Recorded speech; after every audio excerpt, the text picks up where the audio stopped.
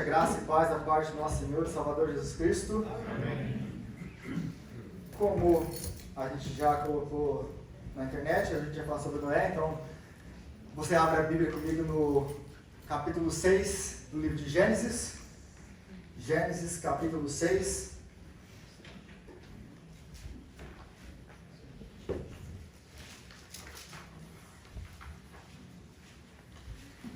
Gênesis, capítulo 6.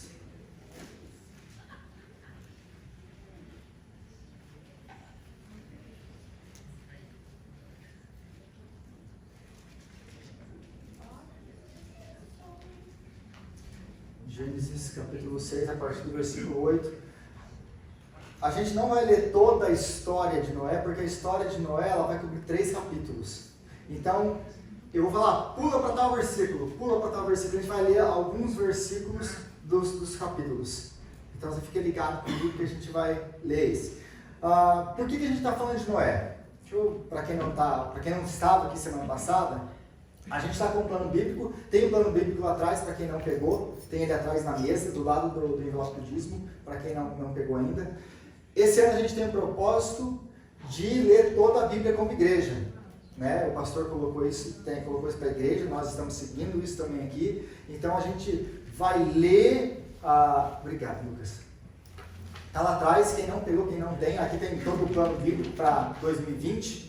Se você ler todo o plano, seguir todo o plano, até o final, até dezembro, a gente acabou toda a Bíblia em um ano. Esse é o nosso propósito. Como eu disse na última semana, as minhas pregações vão ser baseadas nas nossas leituras. Por quê? Porque muitas vezes traz confusão. Alguns textos são difíceis de entender. Então, geralmente, eu vou estar trazendo o quê? Uma introdução do livro, o que aquele livro quer dizer. Eu vou acompanhar a nossa leitura para tentar suprir de alguma forma, te auxiliar de alguma forma a sua leitura. Para que fique mais claro, para que você ganhe mais entendimento do texto bíblico. Então, se você acompanhar as pregações desse ano, você vai ver que eu vou estar acompanhando as nossas leituras. Então, se você leu a leitura da semana, eu vou em algum desses textos eu vou estar pregando em cima. O texto que provavelmente você leu essa semana, se você leu o Gênesis até o versículo 14, você leu Gênesis capítulo 6. Certo? E é desse texto que a gente vai falar. Então, Gênesis capítulo 6. O que está acontecendo aqui antes da gente ler o texto? A gente vem de Gênesis capítulo 1 e 2, que é a criação de Deus. Deus cria. Deus ele cria o ser humano, cria a terra, cria todas as coisas. Capítulo 3 é um capítulo importantíssimo. Por quê? Porque no capítulo 3 está registrado o quê? A queda. Por que a queda é importante? Porque se não fosse Gênesis capítulo 3, não tem resto da Bíblia. Nós não precisaríamos de todo o plano da salvação. Sem Gênesis capítulo 3, não tem o resto. Por que isso é importante? Porque Gênesis capítulo 1 e 2, nós vemos a criação. Deus tirando do caos para quê? Para a ordem. Gênesis capítulo 3 começa o que? A desconstrução. Saindo da ordem e voltando para o caos. Não é isso que quer dizer o dilúvio, não foi isso que Deus fez. Ele sai da ordem e traz de volta para o caos. As águas cobriam todo o planeta. Não era isso que a gente viu em Gênesis capítulo 1? Então, se você vê o padrão, que em Gênesis capítulo 1 a gente sai do caos para a ordem. Gênesis capítulo 6 a gente regressa para o caos. Por que a gente regressa? Por causa de Gênesis capítulo 3. Então, Gênesis capítulo 3, ele mostra a queda do ser humano.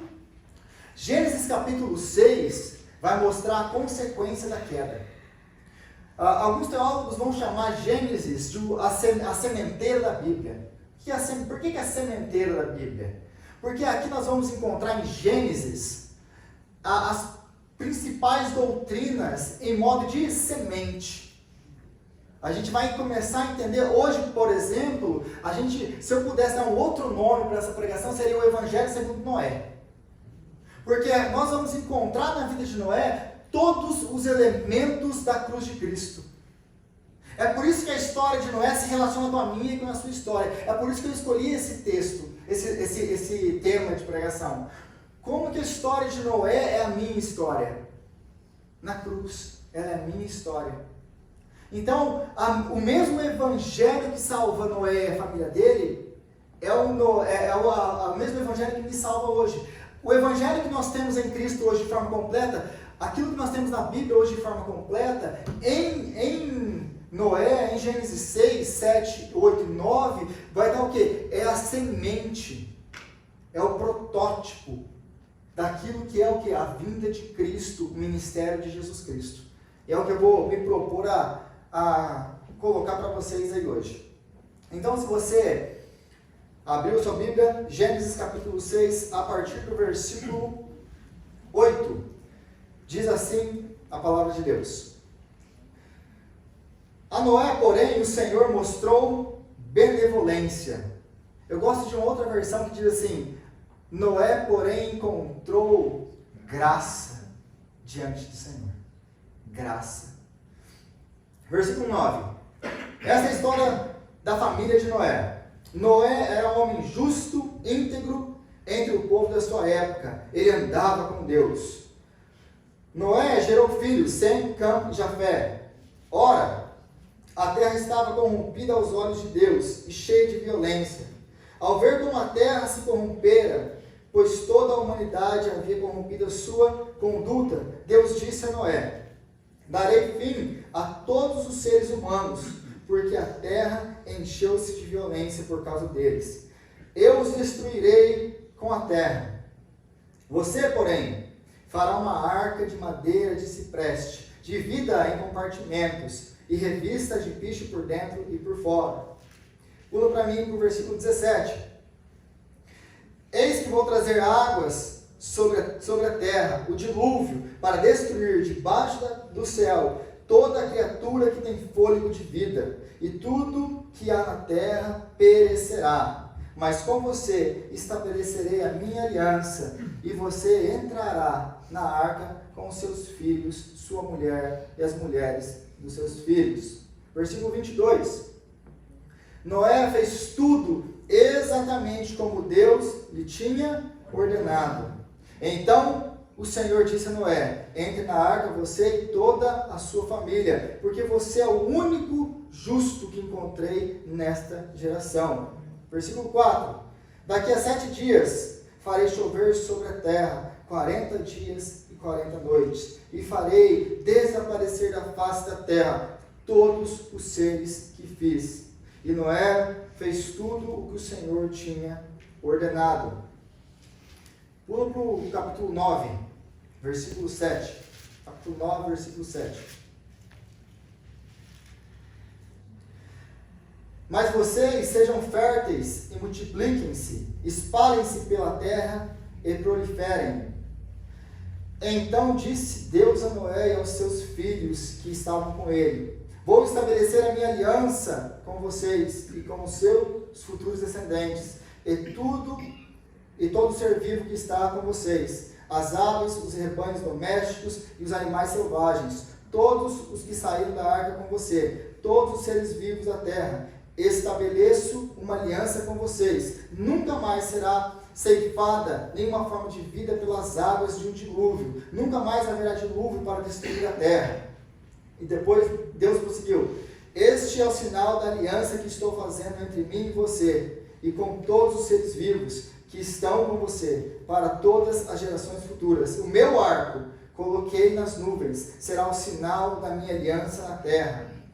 Quando eu trouxer nuvens sobre a terra, nelas aparecer o arco-íris, então me lembrarei da minha aliança com você, com os seres vivos e de todas as espécies. Nunca mais as águas se tornarão um dilúvio para destruir toda forma de vida.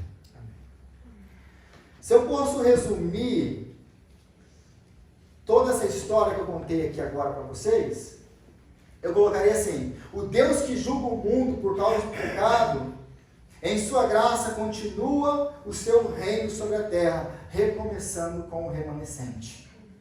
Deus sempre tem um remanescente. Deus sempre tem um povo que graciosamente Ele escolheu para continuar o seu governo sobre a terra.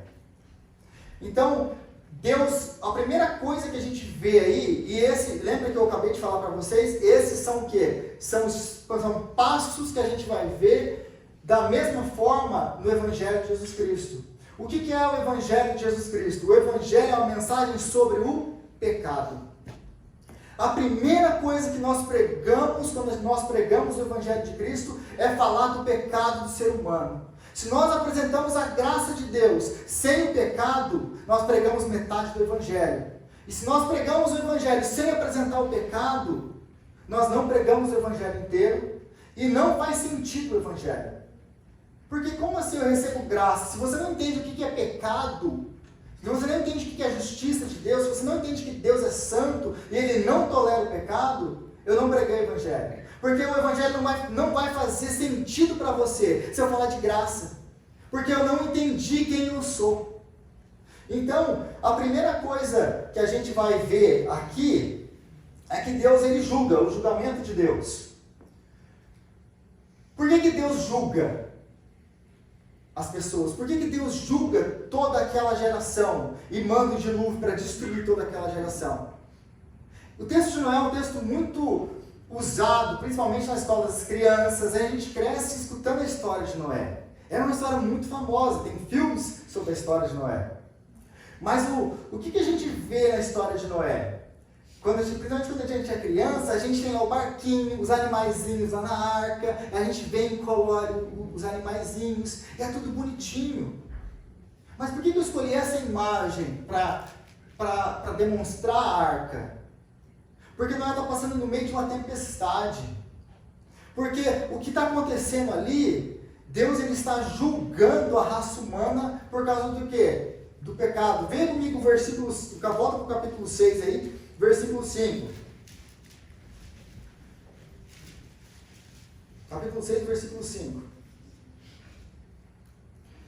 O Senhor viu que a perversidade do homem tinha aumentado na terra e que toda a inclinação dos pensamentos do seu coração era sempre somente para o mal. Esse é o nosso retrato segundo a Bíblia. O grande problema do ser humano é o pecado. Nós não nascemos bons e de repente, por causa da cultura, do meio que nós vivemos, nós vamos nos tornando maus. O pecado de Adão e Eva, ele reflete em nós. Nós herdamos isso, nós nascemos pecadores. Nós não nos tornamos pecadores a partir do momento em que nós cometemos nosso primeiro pecado. Nós nascemos pecadores. Ninguém precisou ensinar para a Alice, a minha filha de 8 meses, a fazer birra. Ninguém precisou ensinar para ela essas coisas. Aliás, o contrário, eu tenho que ensinar ela como se comportar, porque senão a natureza dela vai prevalecer. O pecado dela vai prevalecer. E esse é o nosso problema. O problema do ser humano é o pecado. Nós nascemos pecadores. Segundo, o que nós acabamos de ler aqui, você se assemelha muito com Romanos capítulo 1, 2 e 3. O que Romanos 1, 2 e 3 o apóstolo Paulo está fazendo? Ele está tirando toda a esperança do ser humano na carne. Ele está dizendo lá em Romanos 3, não há um justo, nenhum sequer, ninguém que entenda, ninguém que busca Deus. Todos se desviaram e carecem da graça de Deus. Todos, não há um justo, nenhum sequer. Ele está incluindo você e ele está me incluindo nisso. Então, a mensagem do Evangelho é a mensagem sobre o pecado. O que Deus vai fazer conosco? Sendo Ele santo, justo e bom, o que Ele tem que fazer comigo e com você? E o que Ele faz com essa geração é o quê? Ele dizima toda a geração. A gente sempre fica com Noé. Gente, os teólogos vão variar entre 10 milhões de pessoas que são destruídas, fora os animais e toda a criação. 8 pessoas são salvas. E a gente fala de julgamento de Deus. Rodrigo vai começar falando sobre o julgamento de Deus. Mas essa é a mensagem da vinda de Cristo. Por que Cristo veio? Por causa do nosso pecado. Ele veio nos salvar do pecado e da ira de Deus. É disso que Ele veio veio nos salvar. Então, a gente fala sobre essas coisas hoje, alguns dos textos que Jesus falou sobre os dias de Noé. O apóstolo Pedro falou sobre Noé. Lá em Mateus 24, Jesus diz: como foi nos dias de Noé, assim também será na vida do Filho do Homem, pois nos dias anteriores ao dilúvio, o povo vivia comendo e bebendo, casando-se e dando-se em casamento, até o dia em que Noé entrou na arca, e eles nada perceberam, até que veio o dilúvio e os levou a todos. Assim acontecerá na vida do Filho do Homem. Agora Pedro, eles dirão: o que houve com a promessa da sua vinda? Desde que os antepassados morreram, tudo continua como desde o princípio da criação. Mas eles deliberadamente se esqueceram de que há muito tempo, pela palavra de Deus, existem céu e terra, esta formada da água e pela água. E pela água, o mundo daquele tempo foi submerso e destruído pela mesma palavra. Os céus e a terra que agora existem estão reservados para o fogo, aguardando para o dia do juízo e para a destruição dos ímpios. Eu tenho uma palavra para você essa noite. Existe um dia em que Deus vai julgar. Amém. A história de Noé não é um conto de fadas. Jesus falou sobre Noé. O apóstolo Pedro falou sobre Noé. Existe um dia, o dia do julgamento. Mas lembre-se que Deus tem um remanescente. Amém. Lembre-se que Deus quer salvar. Mas nós precisamos entender que existe um dia de prestação de contas, para a gente poder contar os nossos dias de maneira sábia. Existe um dia em que Deus vai se levantar. E como disse Jesus, eles estarão comendo, bebendo, dando, ninguém vai se importar. Ou nós vamos ouvir como Pedro acabou de dizer, que é o apóstolo Pedro, as pessoas caçoando muitas vezes, mas não disse ele que ia voltar e tudo continua do mesmo jeito? Não é isso que a gente escuta? A gente fala sobre a vinda de Jesus Cristo, a volta de Jesus?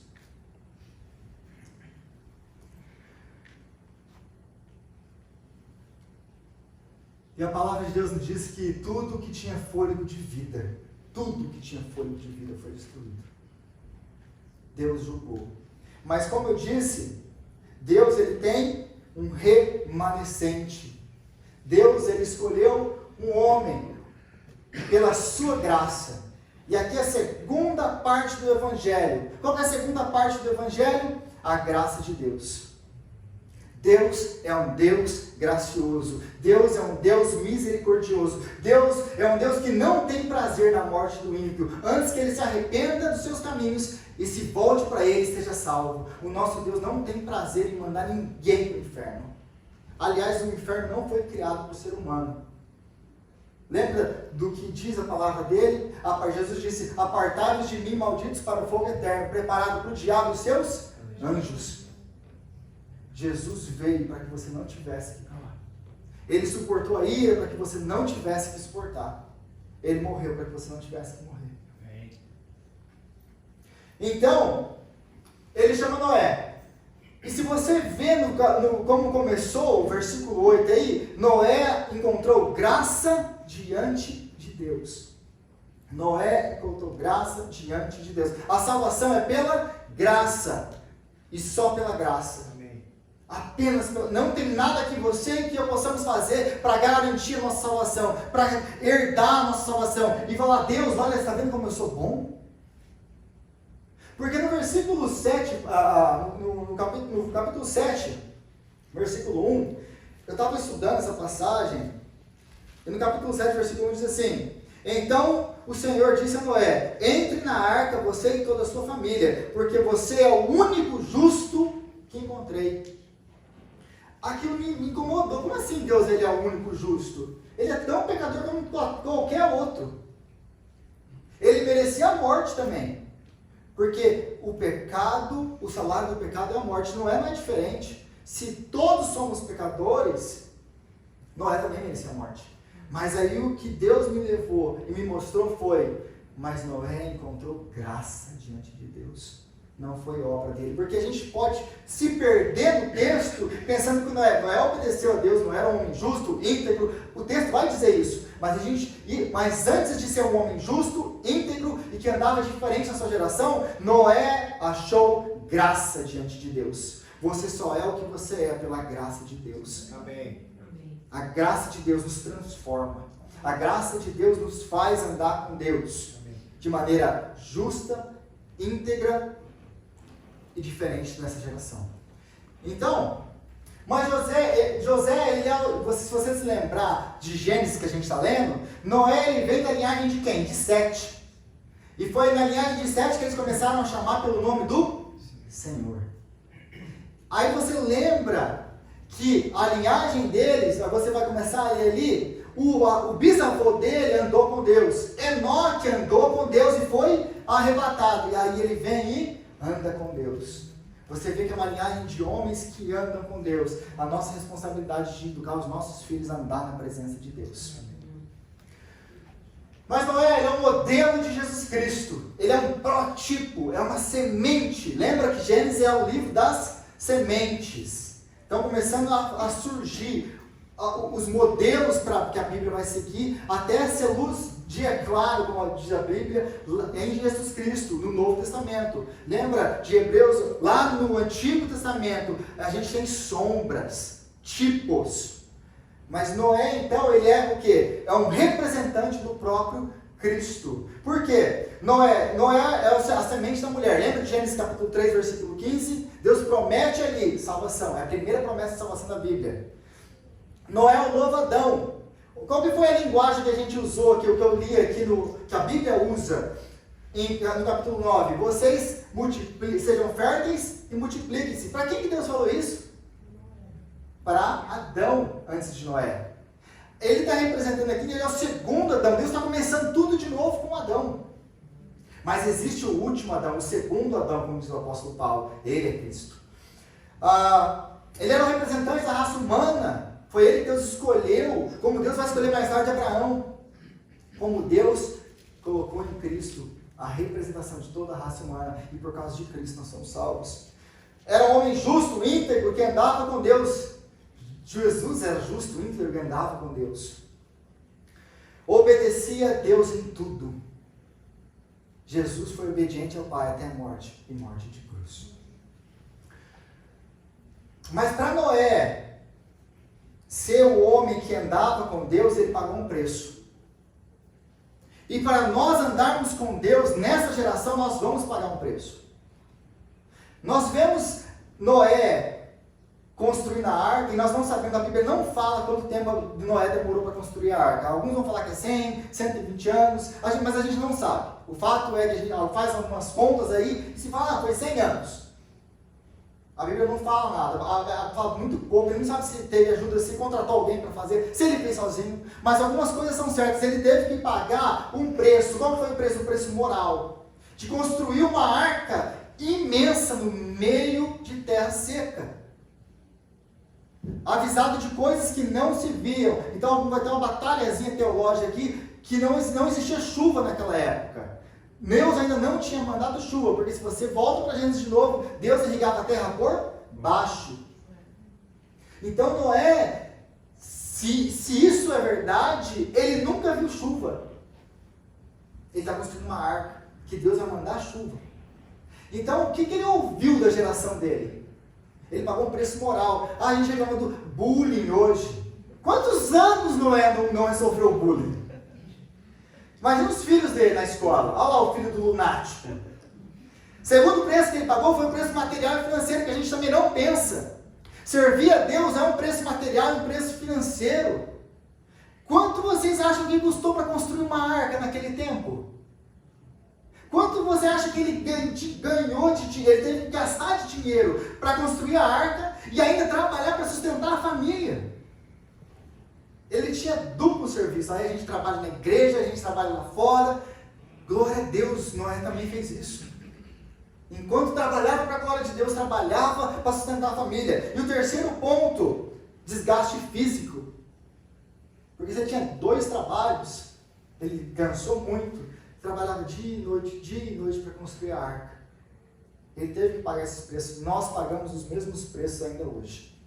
Nós, chamados por Deus, nós também pagamos um preço para andar na presença de Deus. como filhos e filhas dele.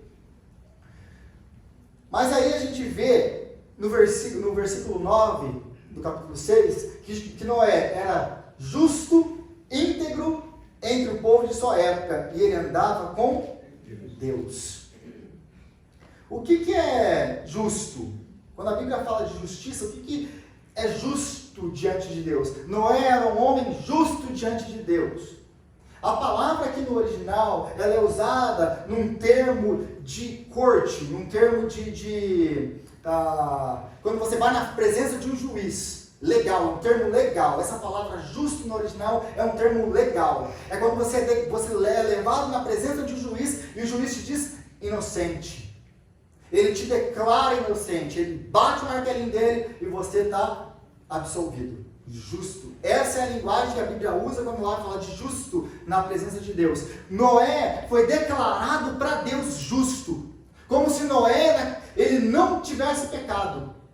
Ele foi absolvido de todo o pecado. Ele é declarado justo, como você é declarado justo diante de Deus por causa da morte de Jesus Cristo, no ministério dele, o sangue dele. Quando Deus ele olha para a sua vida, ele diz justo. Isso significa ser justo diante de Deus. Não existe pecado sobre a sua vida. Quantos pecados foram necessários para Adão ser banido do Éden? Quantos pecados foram necessários para Deus banir Satanás do céu? Quantos pecados você precisa para ir para o inferno? Então, Deus ele é um Deus santo. Aliás, se você quer saber na Bíblia qual é o atributo de Deus, é a santidade. Deus é santo, santo, santo. A santidade de Deus é o atributo de Deus. Então Deus não aceita e não compactua com o nosso pecado. Para que eu e você tenhamos relacionamento com Ele, algo tem que acontecer. A primeira coisa que tem que acontecer é Ele ser gracioso. A segunda coisa que tem que acontecer é Ele nos declarar justo. Mas Ele não pode simplesmente nos declarar justo e passar por cima do nosso pecado. Porque senão Ele não seria justo. É por isso que Jesus vem. Para nos salvar dos nossos pecados, da ira de Deus sobre a nossa vida. Então, Noé achou graça diante de Deus. O apóstolo Paulo vai dizer aí em Romanos capítulo 5, tendo sido, pois, justificados pela fé, temos paz com Deus, por nosso Senhor Jesus Cristo, por meio de quem tivemos acesso pela fé a esta graça, a qual agora estamos firmes. É a graça de Deus. Mas qual é o instrumento da graça? A fé. A fé é o instrumento dessa salvação. Nós somos salvos pela graça, mediante a fé. O que Noé fez? Nada. Ele só creu. Ele creu em Deus, nas palavras de Deus. Íntegro. O que é ser íntegro? Íntegro. Talvez no português não seria a melhor palavra, mas inculpável seria a melhor tradução aí. O que é ser íntegro na presença de Deus? É aquela pessoa que não tem pecado. Como eu disse antes, mas como assim não tem pecado? Explico, Colossenses capítulo 1, versículo 22. Mas agora, Ele nos reconciliou pelo corpo físico de Cristo mediante a morte, para apresentá-los diante dEle, santos, inculpáveis e livres de qualquer acusação.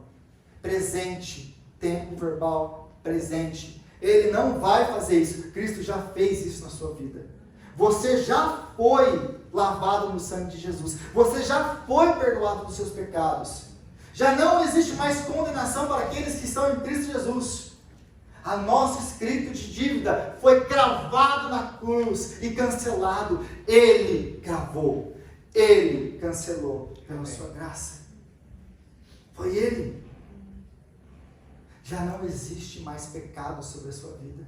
É por isso que o Espírito Santo pode habitar em você. Porque pela graça você foi declarado justo pelo sangue da obra de Cristo naquela cruz. Você foi perdoado. E agora Deus ele pode ter relacionamento com você de novo. Por causa de Jesus Cristo. E o último ponto aí de Noé. Noé andava com Deus. Noé andava com Deus, Noé andava diferente do resto daquela geração.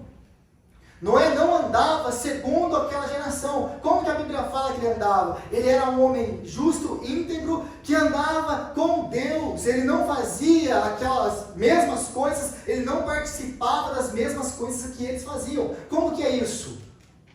Como nós costumamos dizer, tem uma palavra para isso, andar na contramão do mundo. É quando nós, crentes, falamos não.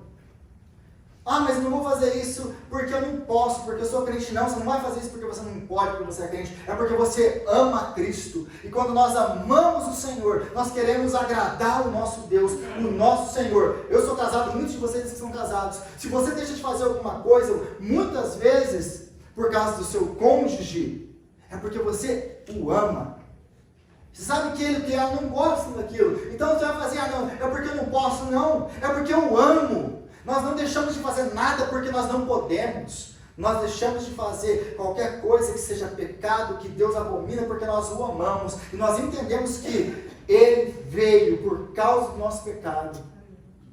Ele sofreu por causa do nosso pecado.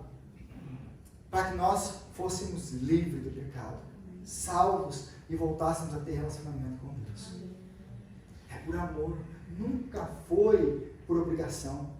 Aliás, se você tem tentado viver a vida cristã por obrigação, eu tenho uma triste notícia para você. Você não vai conseguir. É amor. Não é medo. Não é medo. É amor.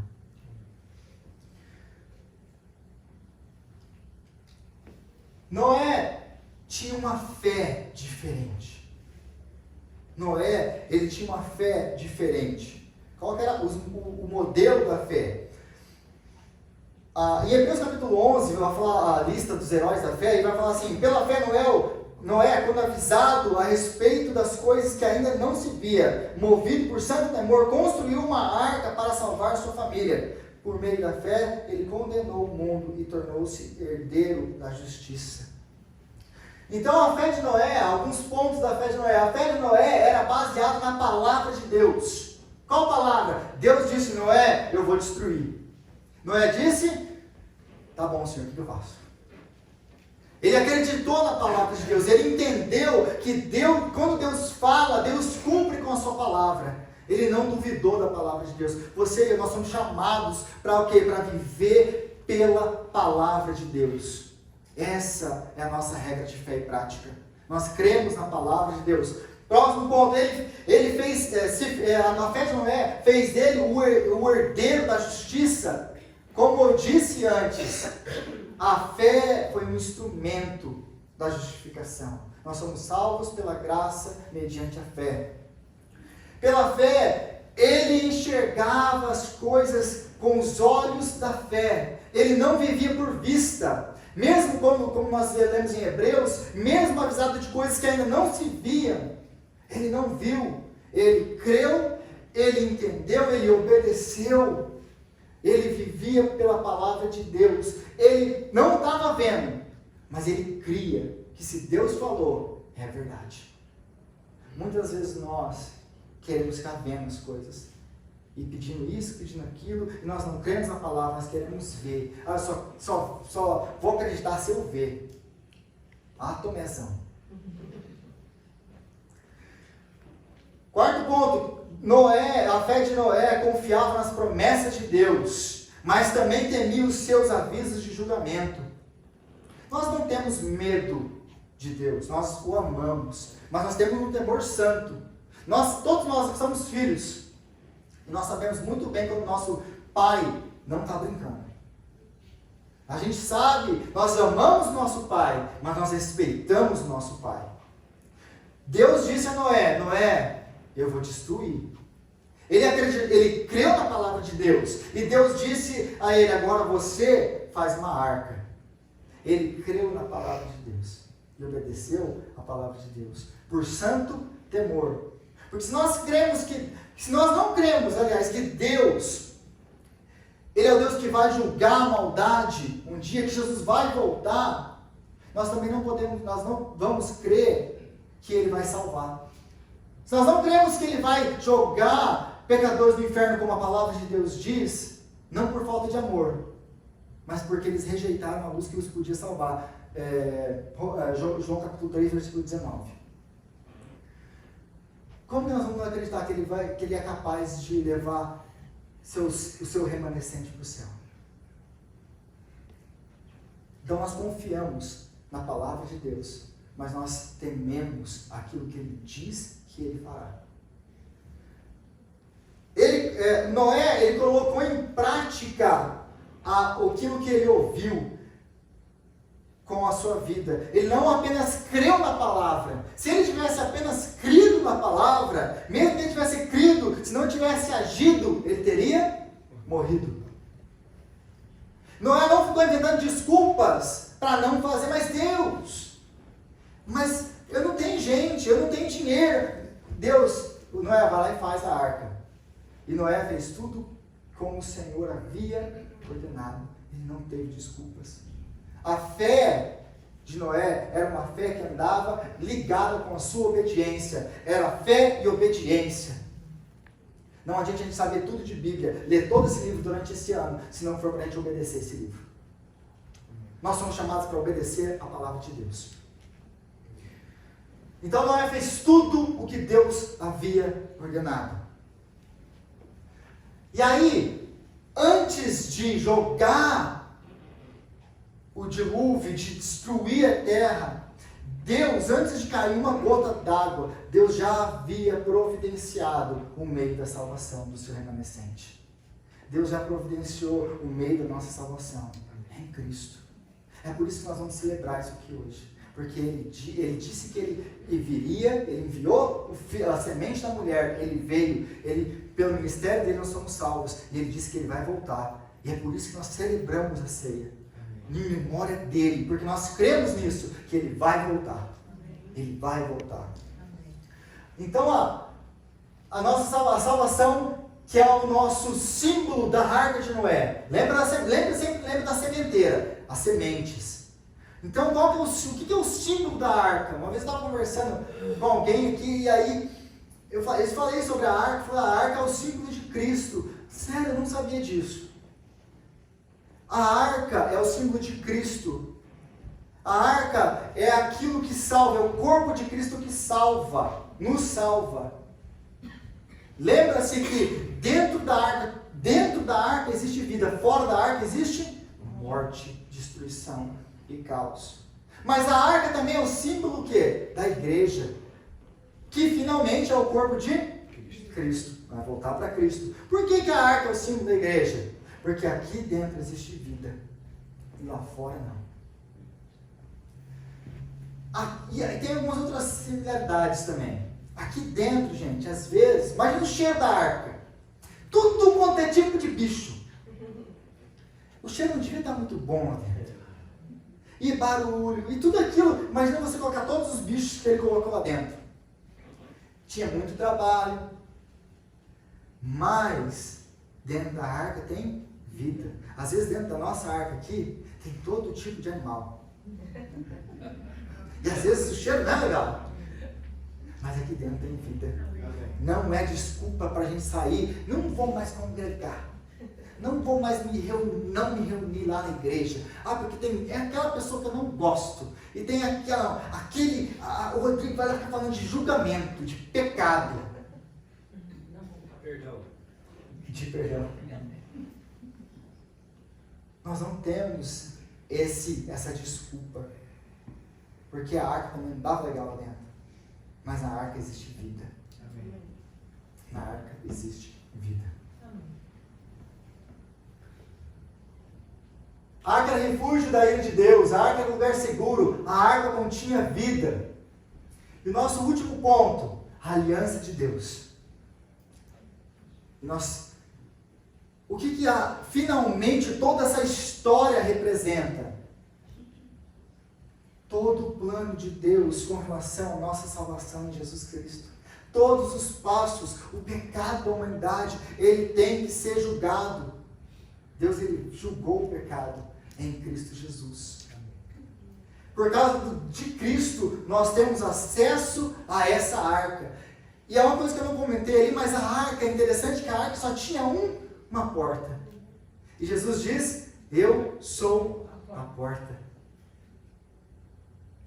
Ele é a única porta, não existe outro caminho. Ele é a nossa salvação. O Deus é o Deus do Deus de Noé, o Deus do Antigo Testamento, o Deus do Novo Testamento, é o Deus dos novos começos. E Ele tem um novo começo para a sua vida. A salvação que Noé experimentou, a salvação que os demais santos do Antigo Testamento experimentaram. Porque uma coisa, todo mundo é salvo por causa de Cristo. Eles olhavam para o futuro, eles criam na promessa da vinda dele. E eles eram salvos. Nós cremos que ele veio. A única diferença é essa. Mas todo mundo que é salvo por uma única razão, por uma única pessoa, Jesus Cristo. Amém. Não existe obras, é graça e fé. Graça e fé. Isso está disponível para você hoje. É disso que fala o Evangelho de Jesus Cristo. De graça, de fé, para os piores pecadores. Por que eu tenho que começar a minha pregação pelo pecado? Porque quando a gente entende quem a gente é, a graça de Jesus Cristo, ela brilha infinitamente mais. Porque nós vivemos nessa geração da exaltação do homem, que o homem se acha bom, que o homem isso, que o homem aquilo. É por isso que o homem não quer o Evangelho. Porque eu não preciso desse Evangelho. Meu amigo, você não sabe como você precisa do Evangelho. Você não sabe como você precisa de Cristo. Ah, não preciso desse Jesus. Você não sabe como você precisa. O nosso problema é que nós não entendemos quem nós somos e quem Deus é. Mas quando nós entendemos o tamanho do nosso pecado, mas que mesmo nesse pecado, Ele é gracioso, a sua graça brilha ainda mais.